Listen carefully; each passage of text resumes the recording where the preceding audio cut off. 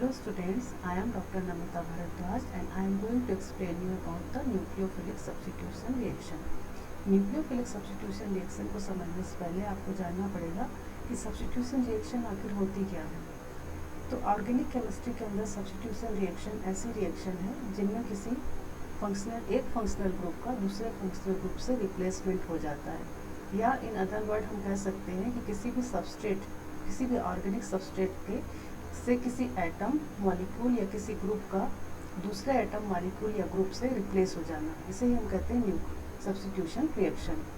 अब nucleophilic substitution reaction क्या है? तो न्यूक्लियोफिलिक सब्स्टिट्यूशन रिएक्शन में जो स्पीसीज इन्वॉल्व रहती है उसे कहते हैं हम न्यूक्लियोफाइल। न्यूक्लियोफाइल का मतलब ही है कि वो एक इलेक्ट्रॉन रिच स्पीसीज है। इसका मतलब है कि वो ऐसी जगह पर अटैक करेगी जहाँ पर इलेक्ट्रॉन डेंसिटी कम हो। तो यदि किसी ऑर्गेनिक सबस्ट्रेट में से किसी भी एटम मॉलिक्यूल या ग्रुप का रिप्लेसमेंट किसी न्यूक्लियोफाइल के थ्रू होता है तब हम उसे कहते हैं nucleophilic substitution reaction. Nucleophilic substitution reaction दो तरह से हो सकती है। By molecular nucleophilic substitution reaction जिसे हम कहते हैं SN2, या फिर यूनिमॉलिक्यूलर न्यूक्लियोफिलिक सब्स्टिट्यूशन रिएक्शन जिसे हम कहते हैं SN1। इसे सिंपल एसिड बेस रिएक्शन के थ्रू आप लोग समझ सकते हैं। ये क्लोराइड आयन एक तरह का न्यूक्लियोफाइल की तरह काम कर रहा है और ये इलेक्ट्रोफिलिक H+ को रिप्लेस कर रहा है। एक और एग्जांपल हम ले लेते हैं यहाँ पर, जैसे कि ये है मेथिल क्लोराइड। मेथिल क्लोराइड में यदि हाइड्रोक्सिल आयन का अटैक होता है तो हाइड्रोक्सिल आयन एक तरह का न्यूक्लियोफाइल है क्योंकि इलेक्ट्रॉन रिच स्पीसीज है, और यहाँ पर क्लोराइड आयन है वो एक लिविंग ग्रुप है। तो ये हाइड्रोक्सिल आयन के अटैक होने से ये क्लोराइड आयन रिमूव हो गया और हमारा ये प्रोडक्ट है वो बन गया मेथेनॉल या मेथिल एल्कोहल। अब इसके मैकेनिज्म को समझते हैं किस तरह से SN2 रिएक्शन होती है। तो इस SN2 रिएक्शन में एक्चुअली में जो एलिमिनेशन होता है लिविंग ग्रुप का और जो न्यूक्लियोफाइल का एडिशन होता है वो एक साथ होता है, एक ही स्टेप में होता है। तो ये वन स्टेप प्रोसेस है। वन स्टेप प्रोसेस होने के कारण जो इसका रेट ऑफ रिएक्शन है वो दोनों पर डिपेंड करता है, मीन्स ऑर्गेनिक सबस्ट्रेट पर भी और न्यूक्लियोफाइल पर भी। इसलिए हम इसको by molecular nucleophilic substitution reaction कहते हैं। अब यहाँ पर आप देखिए, यहाँ पर न्यूक्लियोफाइल अटैक करना चाह रहा है फ्रंट साइड से, लेकिन यहाँ पर एक लिविंग ग्रुप है जिसके कारण से ये फ्रंट साइड अटैक नहीं कर पा रहा है। तो अब ये यहाँ पर देखिए आप, फिर इसको बैक साइड पर ये अटैक करता है इस ऑर्गेनिक सबस्ट्रेट के।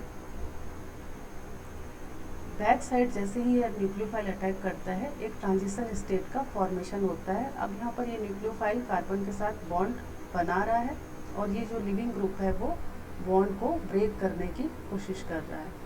तो इस तरह से एक ट्रांजिशन स्टेट का फॉर्मेशन होता है। लास्ट में ये लिविंग ग्रुप अलग हो जाता है और न्यूक्लियोफाइल कार्बन के साथ अटैच होकर के प्रोडक्ट में कन्वर्ट हो जाता है।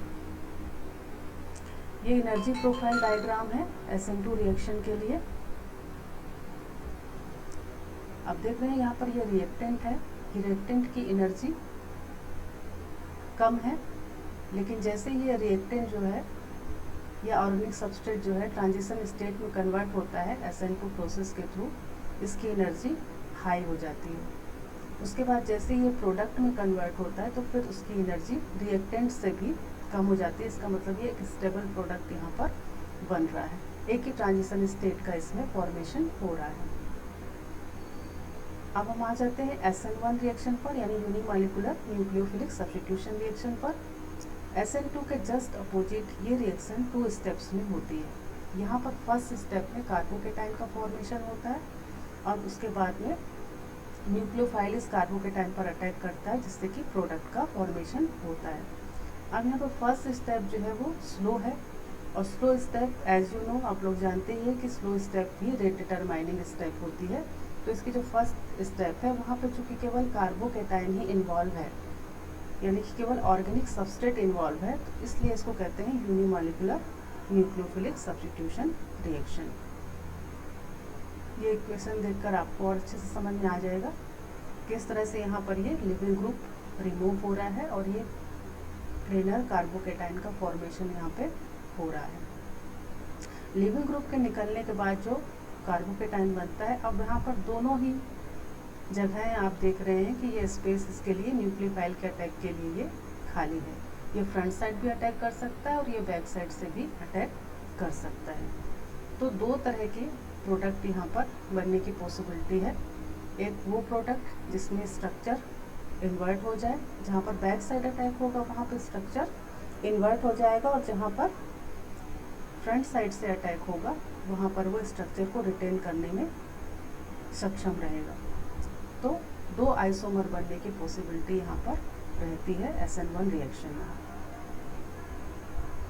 ये एनर्जी प्रोफाइल डायग्राम है SN1 रिएक्शन के लिए। यहाँ पर आप देख रहे हैं रिएक्टेंट TS1 यानी फर्स्ट ट्रांजिशन स्टेट में कन्वर्ट हो रहा है, जहाँ पर कार्बोकेटाइन का फॉर्मेशन होता है।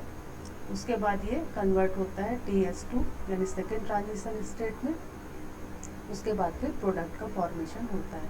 यहाँ पर भी आप देखेंगे कि जो रिएक्टेंट्स है उसकी एनर्जी से प्रोडक्ट की एनर्जी थोड़ी सी कम है। इसका मतलब कि स्टेबल प्रोडक्ट यहाँ पर भी बन रहा है। सिंगल रिएक्शन के थ्रू आप इसको और अच्छे से समझ सकते हैं किस तरह से लिविंग ग्रुप यहाँ पर रिमूव हो जा रहा है और न्यूक्लियोफाइल का यहाँ पे अटैक हो रहा है कार्बोकेटाइन बनने के बाद में, और ये प्रोडक्ट का फॉर्मेशन इस तरह से होता है। तो अब आपको अच्छी तरह से आप डिफ्रेंशिएट कर पाएंगे। मुझे ऐसा लगता है कि SN1 और SN2 की जो मैकेनिज्म है उसको आप डिफ्रेंशिएट कर पाएंगे, और क्यों इसको SN1 कहते हैं और क्यों SN2 कहते हैं ये भी आप लोग समझ गए होंगे। So thank you for today. अगले लेक्चर में मैं आपको बताऊंगी कि किस तरह से सबस्ट्रेट के स्ट्रक्चर का इफेक्ट पड़ता है SN2 और SN1 में।